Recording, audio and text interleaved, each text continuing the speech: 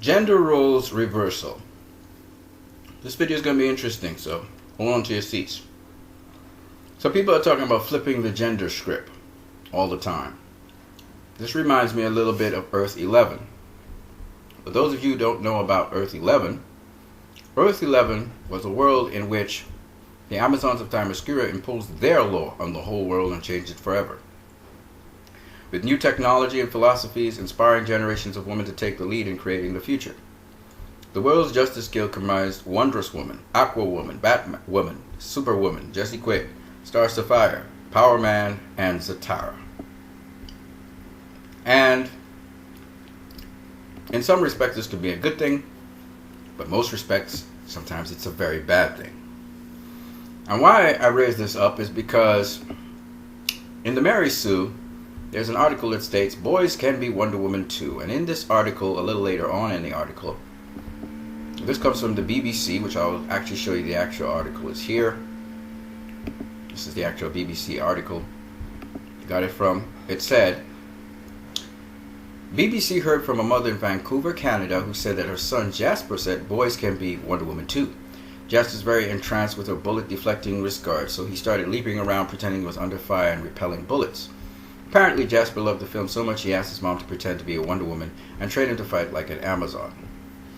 It's a little disturbing to hear Jasper say that he thinks he could be Wonder Woman, because that's something a gay little child would say.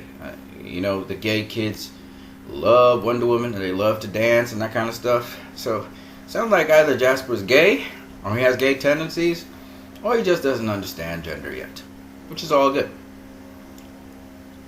Now, as I was saying before, we have this gender flip here. We have Wonder Man or Wondrous Man, and we got Aqua Woman, Batwoman, and Superwoman. And this happened in Earth 11, so this concept has been explored. I told you BBC covered the same thing, boys could be Wonder Woman too. In fact, last night they changed their title. It was Boys Could Be Wonder Woman too, and now it's Wonder Woman Shows I Can Be a Good Troublemaker. Okay. This article talks about why little boys need Wonder Woman too, by Emily McCombs. But once again, it's a misguided article about how she wanted to get her little son to wear a Wonder Woman t-shirt. I'll get you the synopsis of it. Because there's a lot of Wonder Woman gear, but because the t-shirts were little girls' t-shirts, he said, I'm not wearing one. And she's saying how because this world has all these gender things, this is girls and this is boys, it messed up her son.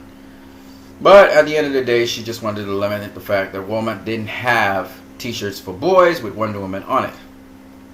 Maybe that Walmart didn't though, but actually Walmart does actually have t-shirts of Wonder Woman for little boys, as you can see right here. Maybe that particular Walmart branch didn't.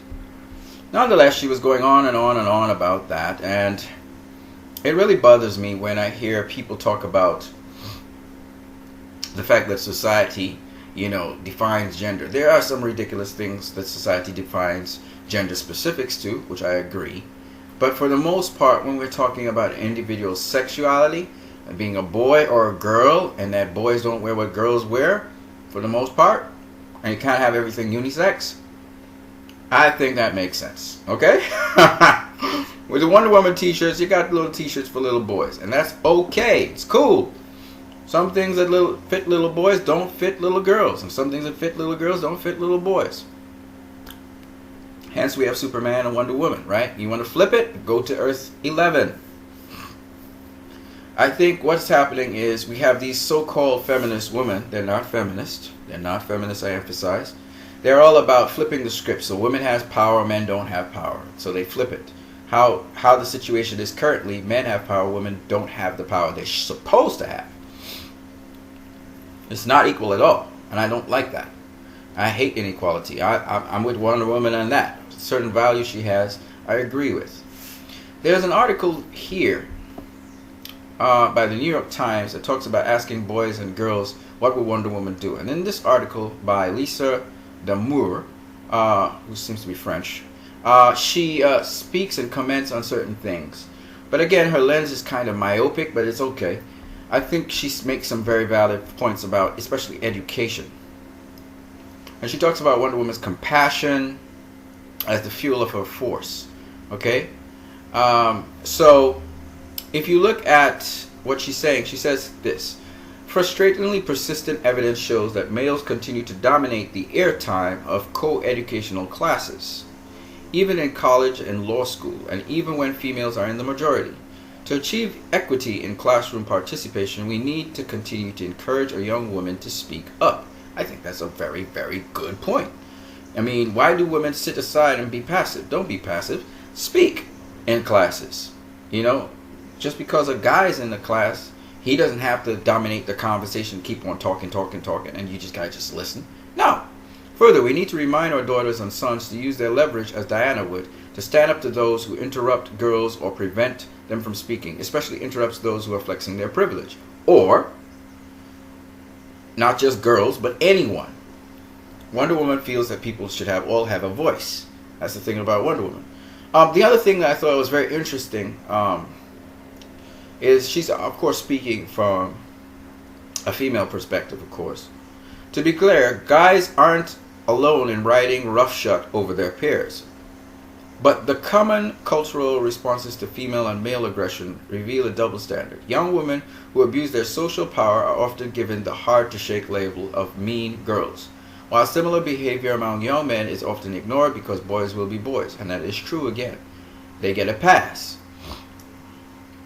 Perfect example. A woman gets pregnant. She is like the target of, she's the worst thing on the face of the earth in society. Society's going on because she's so slack. What happened to the guy who made her pregnant? How come he gets away? So I agree with that again. I think she makes some very good points.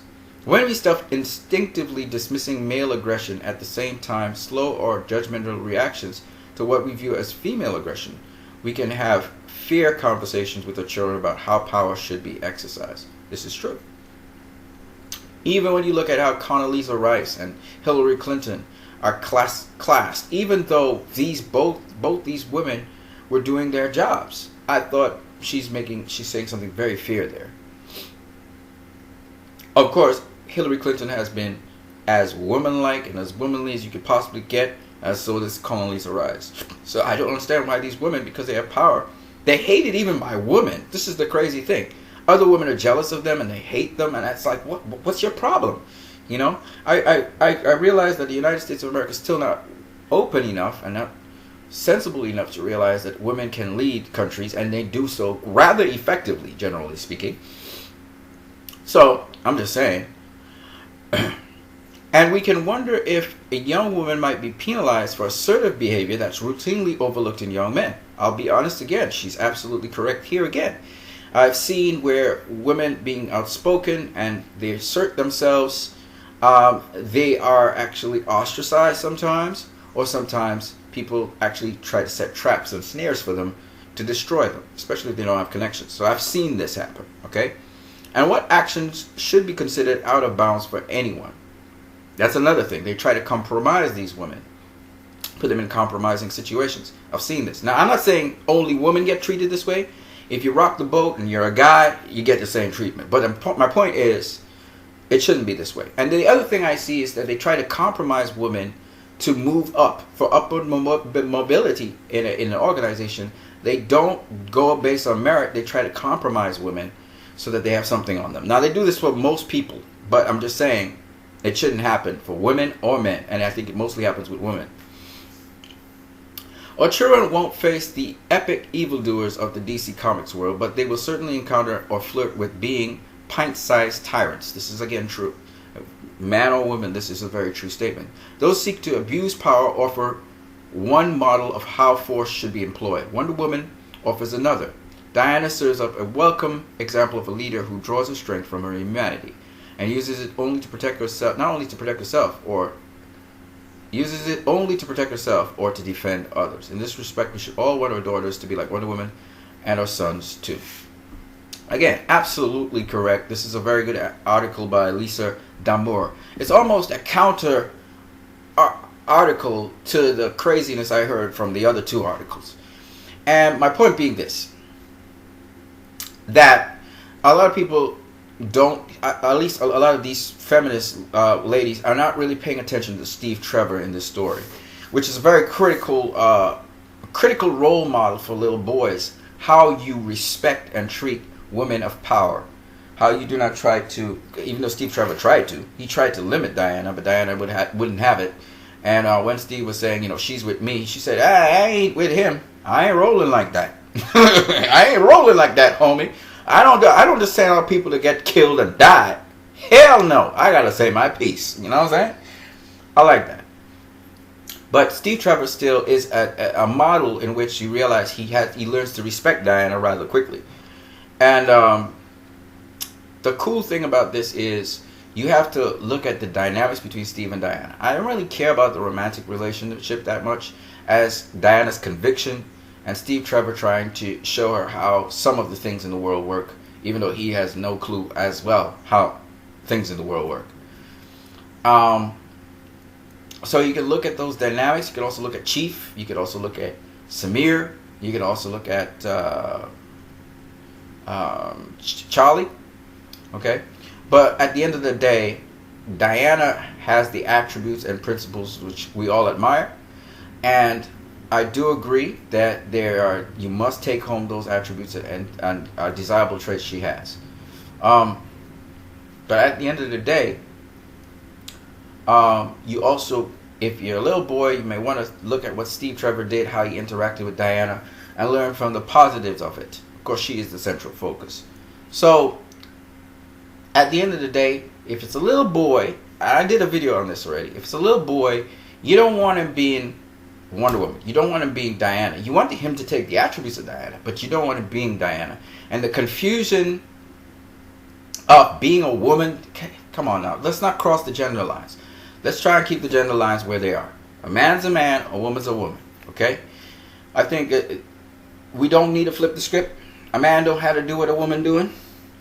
Alright, a man doesn't have to be pretty and sexy and all of that, even though it's cool if he's sexy and pretty and all of that, but you don't dress up like a woman. That's cross-gender stuff, and we're not into that. Alright, we need to get the right message across to our younger generation, and not just, screw up their minds with this movie, which is not what this movie is doing. This movie Diana never wanted to be a man. Steve Trevor never wanted to be Diana, okay? They were men, they were women. They kept the gender lines where they were. That's how the comic is. Unless you guys want to go across to Earth 11 or make this place like Earth 11, be careful what you say, folks. Because the younger generation will be watching. Okay? And we already have enough problems in the schools as it is. We don't need more. Alright? On that note, you guys have a great one.